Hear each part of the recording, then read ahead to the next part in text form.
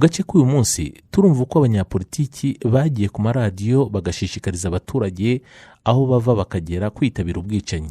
Ubwo bwicanyi bwarakomeje, imibiri y'abatutsi amagana n'amagana yajugunywe muri Nyabarongo. Icyo gihe umunyamabanga mukuru w'umuryango w'abibumbye Boutros Ghali yatangaje ko ingabo z'umuryango w'abibumbye zari ziri mu Rwanda mu butumwa bw'amahoro zitaha. Urumuri rw'u Rwanda n'urwanjye nawe.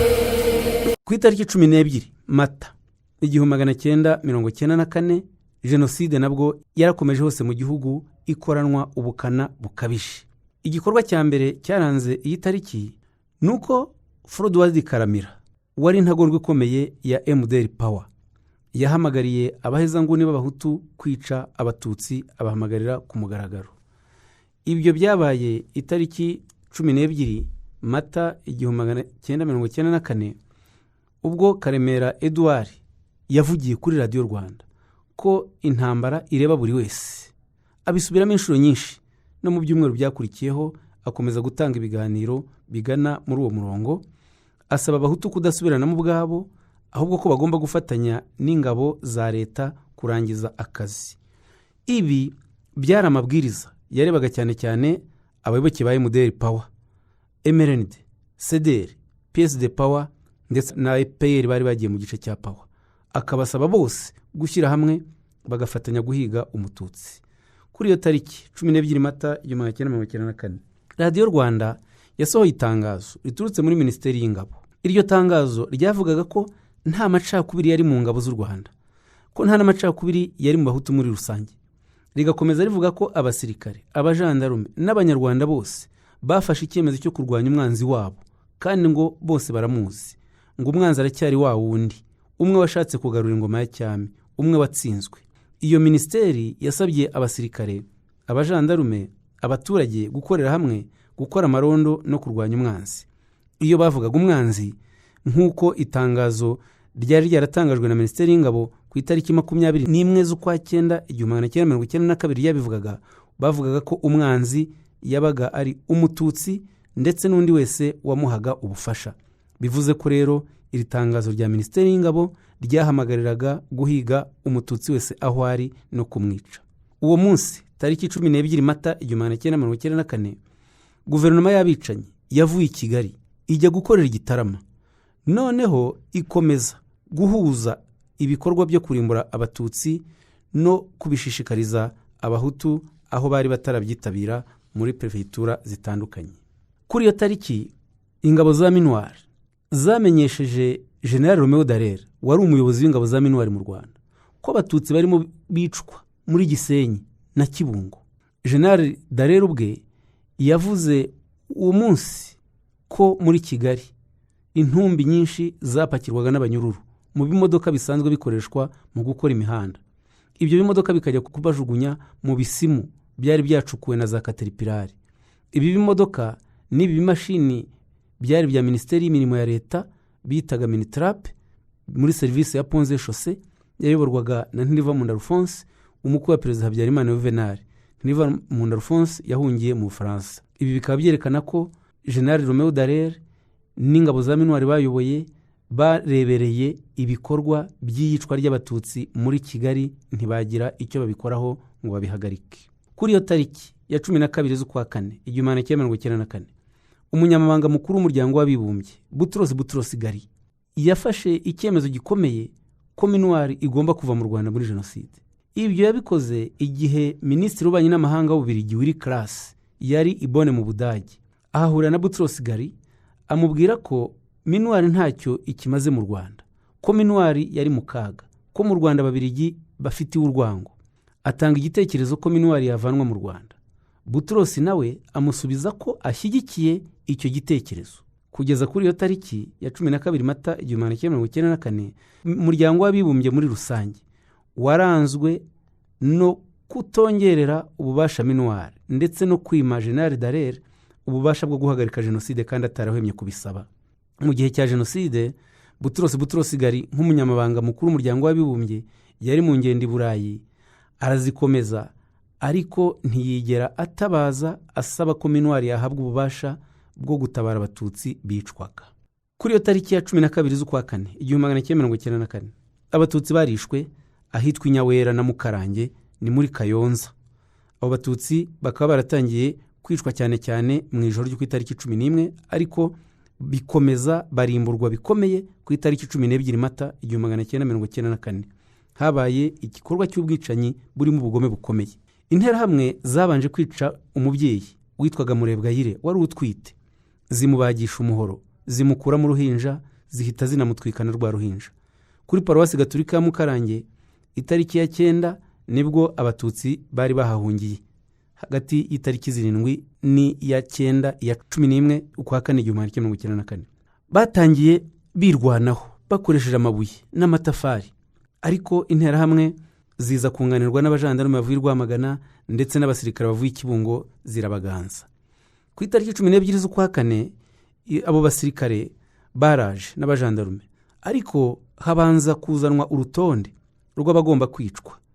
Noneho bategeka batarapfa gusohoka mu kiliziya bizeza ko abahamagawe ari bo bonyine bari bwicwe, ko abandi baticwa.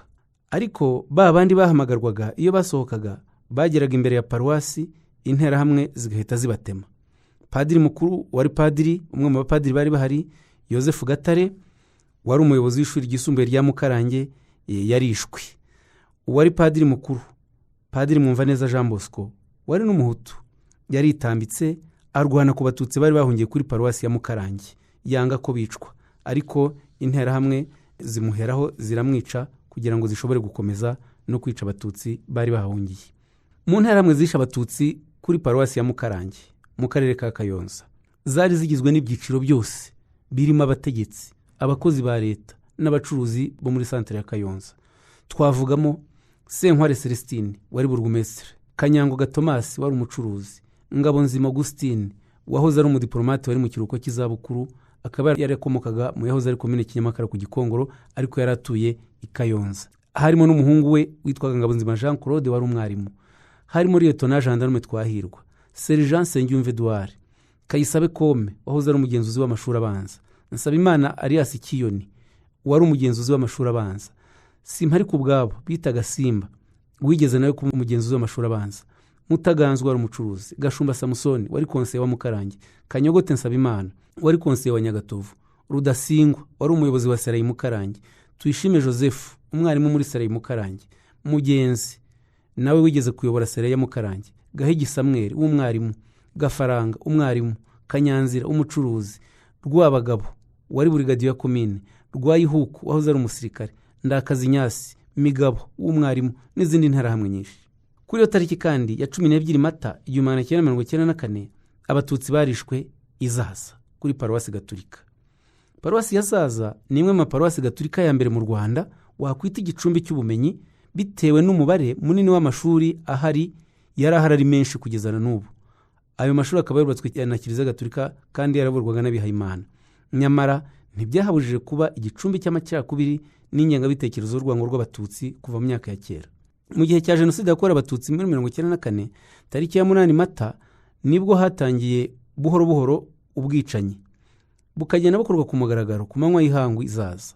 Itariki ya 9 n'iya 10 ibitero byagiye bigaruka ku batutsi bari bahungiye kuri paruwasi no mu seminari, hagakoreshwa intwaro za gakondo, imbunda n'amagrenade. Tariki 11 Mata abari basigaye batishwe n'imbwe ibitero bya mbere bahungiye mu seminari ntoya. Uwo munsi nabwo bagabwaho ibitero. Ariko tariki 12 n'iya 13 interahamwe zinjiye mu seminari zica abari bahahungiye bose, imirambo bayijugunya mu kigega cy'amazi cy'iryo shuri. Ku itariki ya 19 Mata abari bahungiye mu kigo nderabuzima babakuye mu bitaro bajya kubicira hanze.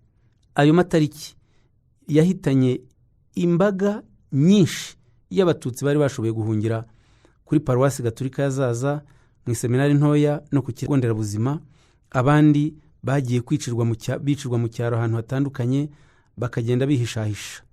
Abari ku isonga ry'iyicwa ry'abatutsi Izaza n'abitwa Depite Jyamubandi Jean Bosco, burugumestre wa komine Mugesera Gakware Leopold, umucungamutungo wa banki y'abaturage bitaga Thomas, interahamwe zikomeye zari mwitwaga Nyiramubande n'abandi. Ku rwibutso rwa Jenoside yakorewe abatutsi rwa Zaza rurimo imibiri isaga ibihumbi 12 y'abatutsi bahiciwe kuri iyo tariki 12 z'ukwa kane 1994 ndetse no ku matariki yabanje. Ubwicanyi kandi kuri iyo tariki ya 12 z'ukwa kane 1994 bwabaye ahantu hatandukanye, harimo mu karere ka Nyamasheke mu murenge wa Nyabitekeri ahahoze hubatse serire ya Mukoma. Muri uyu murenge haguye abatutsi benshi batagira ingano. Acyakora abagabo bari barahagurutse babanza kwirwanaho mu gitondo nka 2:00, basaba abagore n'abana ko baba bagiye ku rusengero rw'Abadiventiste umunsi wa karindwi rwari hafi aho ngaho. Noneho buri joro imiryango yose yarahahuriraga bababeshya kugira ngo barabacungira umutekano. Abagabo bakarana amarondo bicaye bareba ko hari igitero cyaza bagahangana nacyo. Hagira igitero cyiza babagabo bakagisubizayo bakoresheje amabuye. Uwari konseye witwaga Kanyarurembo Yozefu yaraje abasaba kujya mu nzu ya segiteri yari ishaje kugira ngo barindire umutekano. Barabyemera, abafungiranamo b'abatutsi. Barangije interahamwe zimena mu lisanse yanga kwaka. Konseye Kanyarurembo yasabye witwa Torero Theodori wabaye umusirikare gufata grenade agateramo.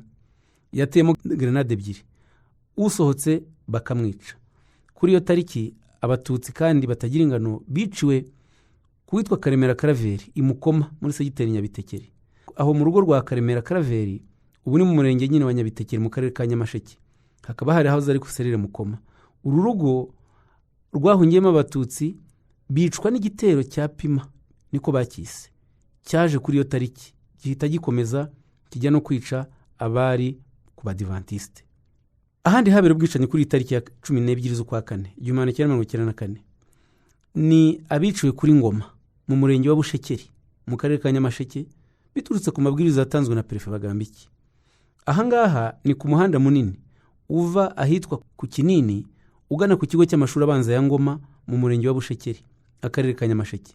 Muri jenoside yose hari bariyeri n'ikirombe kirekire gifite hejuru ya metero 15. Abatutsi bo muri segiteri barakusanyijwe bakajyanwa kwicirwa ku Mugina nyuma y'uko Perefe Bagambiki abitegetse. Azengurutse perefegitura yose ya Cyangugu agasaba abahutu gutangira kwica. Abatutsi biciwe ahangaha ni abavuye muri segiteri ya Ngoma, cyane cyane muri serire ya Keshero kuko ariyo yarituwe n'abatutsi benshi. Baragoswe barabazamura babagejeje kuri bariyeri, umututsi wese yahitaga yicwa. Mu nterahamwe zabishe zarimo abitwa Mazera, Ndayishimiye Emmanuel, Bazambanza n'abandi. Abatutsi bishwe urw'agashinyaguro kuko abagabo benshi babanje kubakata ubugabo, kubatema amaboko, ndetse bamwe muri bo babanje kubakuramo amaso. Abagore bakabanza kubasambanya ku gahato. Abana b'impinja babamburaga ba nyina bakabajugunya muri cya kinombe ari bazima, ku buryo amanywa n'ijoro habaga ari imiborogo n'amarira y'abana bajugunywaga muri icyo kinombe ari bazima. Mu yahoze ari komine Rwamatamu, umurenge wa Gihombo yari perefegitura ya Kibuye, burugumestre Frere Aberi yahakoze ubwicanyi n'interahamwe ubwicanyi bukomeye. Kuri tariki 12 Mata 1994 habaye inama kuri komine ya Rwamatamu, itangira nka 4 z'amanywa isozwa hagana 7:00. Ikaba yari yitabiriwe n'abakonseye, abakozi ba komine b'abahutu gusa, abacuruzi ndetse n'interahamwe nyinshi. Irangiye nibwo bakonseye baciye mu mpuzi z'abatutsi bababwira ko amahoro yagarutse, ko abatutsi bakwisubirira mu ngo zabo. Ariko nyuma yaho gato abatutsi bari bahungiye kuri paruwasi ya Kibingo batangiye kwicwa, ndetse hari n'imodoka yuzuye abasirikare yaje irimo n'interahamwe zihita zijya kwica kuri komine ziyobowe na Obedi Ruzindana wari umucuruzi ukomeye ku Mugonero, wabanje guca urusinga rwa telefone yabaga kuri komine ya Rwamatamu ngo abatutsi batabasha gutabaza bene wabo bakabatabara cyangwa bakabibwira abanyamahanga bikamenyekana. Nibwo hatangiye kumvikana amasasu menshi. Kuri uyu wa 12 z'ukwa kane 1994 hicwa abana benshi ndetse n'abagore bari bahungiye mu rusengero bakomeza baza kuri komine. Uwo munsi abarenga 250 barabishe. Kuva kuri iyo tariki ya 12 z'ukwa kane 1994 ubwicanyi bwarakomeje muri komine ya Rwamatamu ku buryo bukomeye, ndetse bunahagarikirwa n'abari bikomerezwa byo muri iyo komine. Barangajwe imbere na burugumestre Aberi Frere, Kayishema Andreya wari umwarimu, Ntaganzwa Charles, Ruhumuriza Celestin wari umusirikare, Ruzindana Obedi wari umushoferi, Gikeri wahoze ari umusirikare, Murego wari interahamwe ikomeye na murwanashyaka. Kuri iyo tariki hiyongereyemo n'izindi nterahamwe zari zikomeye, zarimo izitwa Kibati, Nsonera Christophe wahoze ari umusirikare, Bimenyimana Loyizi n'abandi. Ubwicanyi bwarakomeje mu minsi yakurikiyeho, ariko iyo tariki 12 z'ukwa kane niho harimbuwe benshi. Ahandi habereye ubwicanyi ku itariki 12 z'ukwa kane 1994 ni ahitwa mu Buharabuge i Rugarika mu karere ka Kamonyi. Aha Biharabuge ni mu mudugudu wa Kigarama, akagari ka Sheri, umurenge wa Rugarika, akarere ka Kamonyi. Hakaba hariciwe abatutsi bari bahatuye n'abari bahahungiye, bakaba barahunze kuva ku itariki ya 7 Mata baturutse Kigese, bahungira mu miryango no mu nshuti zabo aho ngaho Isheri. Haba inama kuri komine Runda ikoreshejwe na burugumesitiri Ndayambaje Sixperi, ayitumiramo ba konseye n'abaresponsable b'amaserere yose, bategeka kumenesha abatutsi bari bahahungiye no kubwira abahutu ko batagomba kongera gufasha abatutsi. Abatutsi bakusanyirijwe muri centre ya Biharabuge. Interahamwe zigenda zicamo abo zishaka. Interahamwe zarabashoreye zibakikije ngo hatagira uwiruka. Uwo bashatse gutema bagatema, abo basambanya ku ngufu bakabikora. Izo nterahamwe zunganiwe n'izivuye mu Gatsata ku giti cy'inyoni, zari zifite bariyeri ahitwa Rwabashyashya, zayoborwaga zikanakorana na Sharangabo w'irugarika wari ufite imodoka yatwaraga izo nterahamwe aho zajyaga kwica. Barabatwaye babageza mu Biharabuge, babicaza mu ishyamba bitaga Kingumba, barabaryamisha, batangira kubakubita ubuhiri, imihoro, amasuka n'ibindi. Bishe abatutsi babarirwa mu 1000 kuri uwo munsi. Ubwicanyi bwatangiye hagana saa 7 kugeza nka saa 1 z'ijoro. Nyuma yo kwica bashuje imirambo. Mu gitondo haje imodoka ipakira imirambo n'abatari bapfuye neza, babajyana kubajugunya mu cyuzi bashoragamo inka cyitwa Cyabariza. Ubwicanyi bwabereye muri komine Runda bugizwemo uruhare na burugumesitiri Ndayambaje Sixbert, assistant we Habyarimana Viviane, umwarimu w'Imana Perage, Yosefu Setiba n'izindi nterahamwe. Utugari dukora kuri Nyabarongo mu karere ka Kamonyi dufite natwo site nyinshi zanyuzwagamo interahamwe n'abaturage bakajya kujugunya abatutsi muri Nyabarongo. Hari site izwi cyane yahitwa mu Ruramba.